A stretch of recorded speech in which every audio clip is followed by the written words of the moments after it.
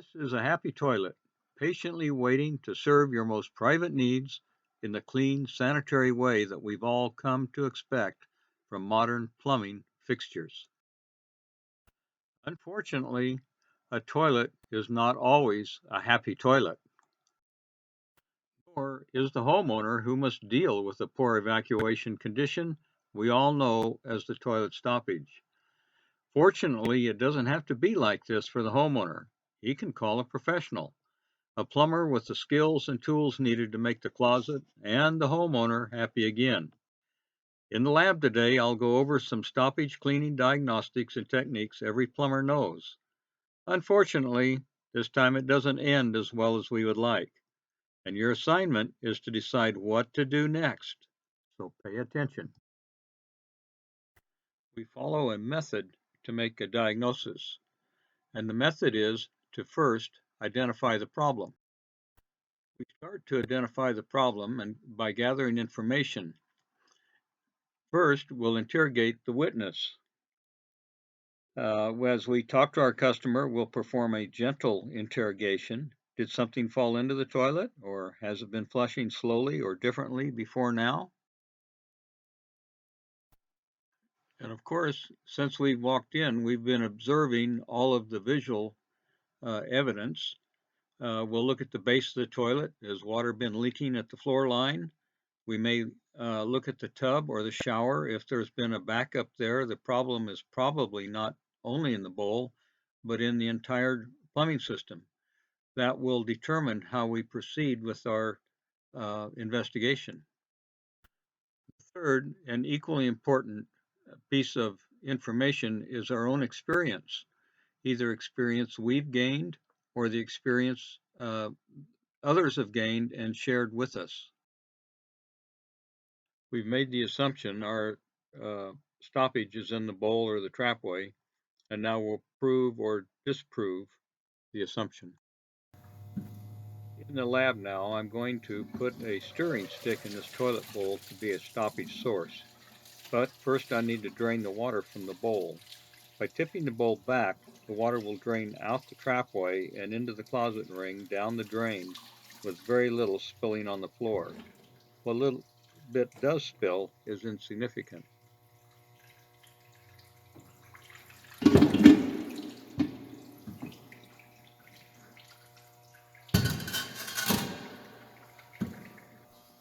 You'll see that I've put a stirring stick down in the discharge of the toilet, and that will create our stoppage point. We'll have a reference point for what a normal flush should be like. Let's watch this before we put anything in there other than just a stick. You'll notice that the flush has two parts. It fills up, evacuates, fills up, and evacuates a second time. Then the water fills back up again. The test. I'll put 3 big helpings of toilet paper into the toilet bowl and flush it down. Traditionally, we'll do this 3 times in a row to give the toilet a chance to stop up or to show us that it's going to stop up.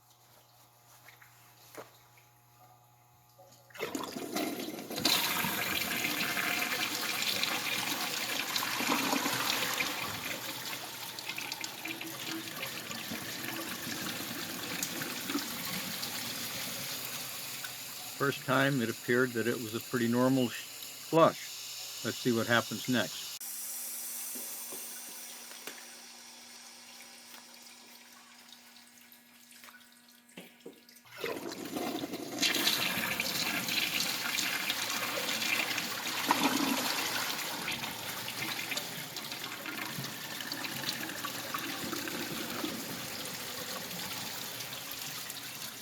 We didn't get the double flush that we got in our first trial flush. The third time is a charm. We'll see what happens this time.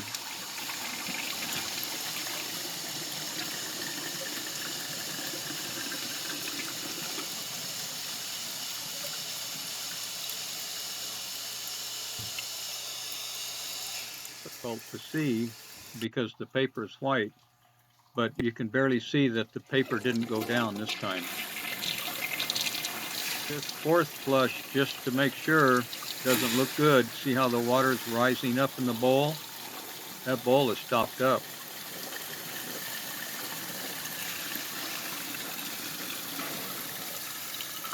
Bowl almost ran over, but not quite. Remember these pictures? We don't work in an environment like that. We're going to clean this up first.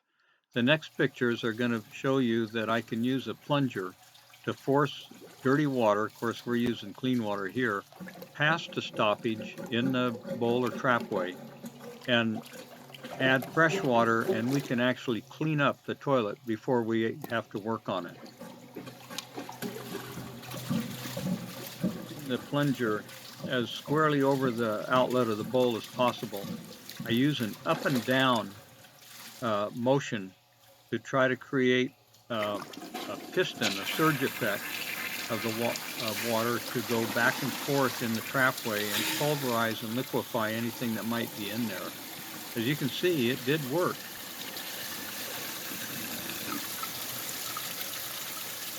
If you push too hard with the plunger, you'll splash dirty water all over the place, and you'll only do that once. We'll put a little more paper in there and flush it one more time, just so you can see that it's not cleared yet. You can see that the water paper is still down.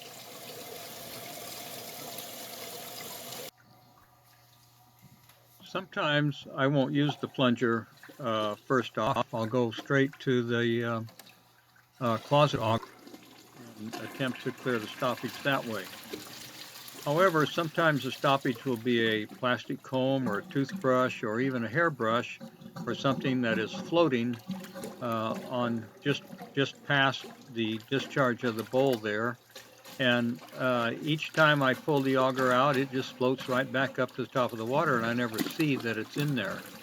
So what I will do if I suspect that happening is that I will use the plunger to pump the water out of the bowl, and it also lowers the water level inside that discharge out of the bowl as it rises to the weir of the trap. And that way, when I pull the auger out, if I look closely at the base of the bowl, sometimes I'll see what's floating in there pop down into the inlet, and then I know that that's my problem, and it saves me a lot of trouble sometimes.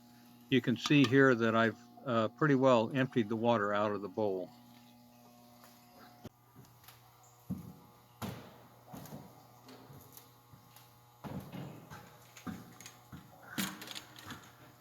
Now I'm going to use a closet auger on the bowl.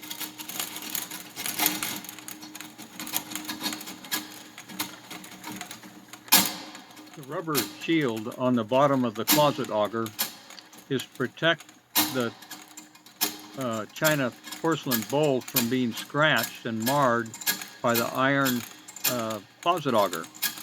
Steel will mark that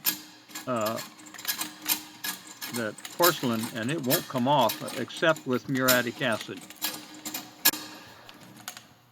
I can feel the head has hit something that's beginning to get hard to turn. You just saw it snap back and unwind there. Once I get the cable all the way in there, I hold the handle in good and solid and literally rip the cable out of the toilet in the hopes that whatever is in there will be pulled back out of the toilet. You see the water starting to turn dark? That's from the rusty cable. Nothing came out.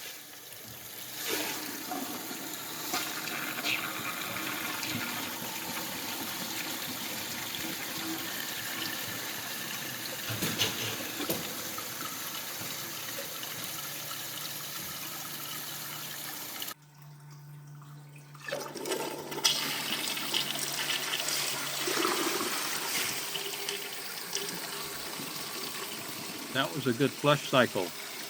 Maybe we've got it cleared. We'll have to try our 3 paper test to make sure it's clear.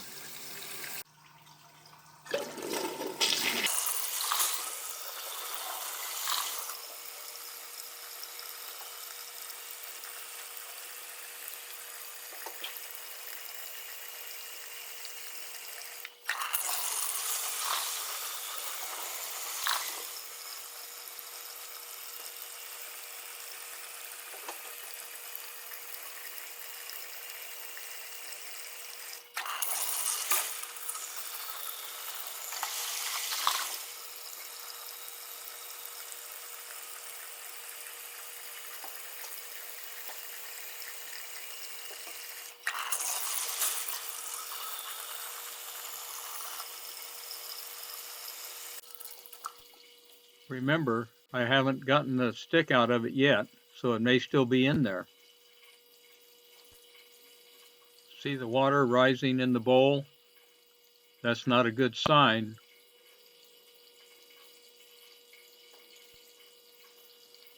If we watch the water level in the bowl, it is being siphoned out of the bowl. That tells me that the obstruction is on the discharge side of the trapway. So we'll flip the bowl over and see what's happening.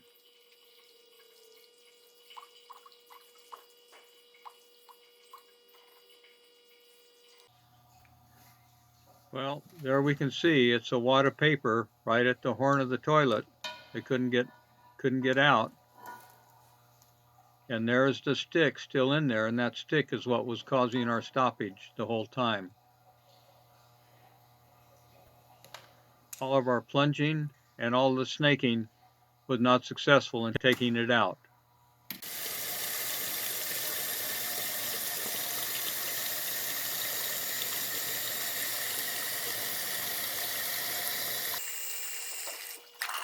We've removed the stick, we've reinstalled the toilet, and now we're ready to give it our 3-flush test.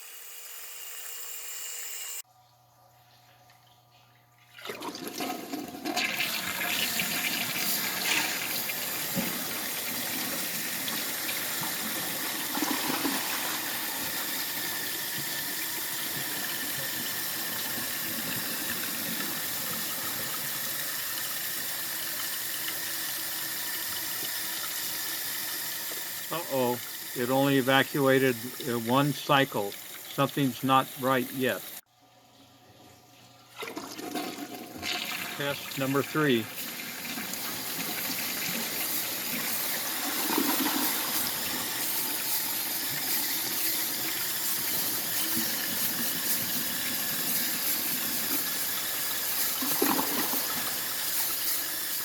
We did get both cycles that time, but it was sluggish. Something's just not right. So I'm going to take a look.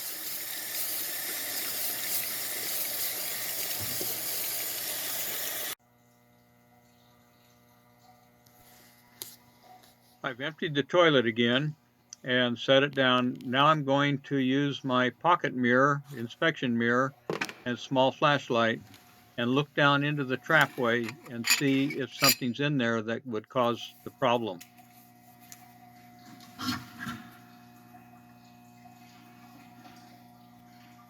Can you see that stick in there at the top of the trapway? How on earth did that ever get in there?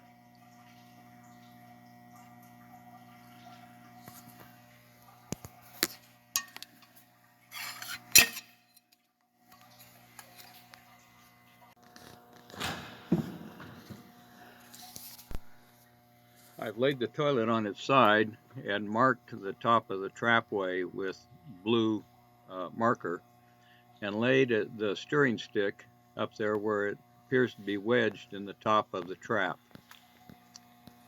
The plunger didn't take it out. The closet auger didn't take it out. So what should we do next? So in the situations like this, we use our imagination and we invent a way to get it out. Okay, so I'm ready to hear your inventions and your suggestions on how to get this out.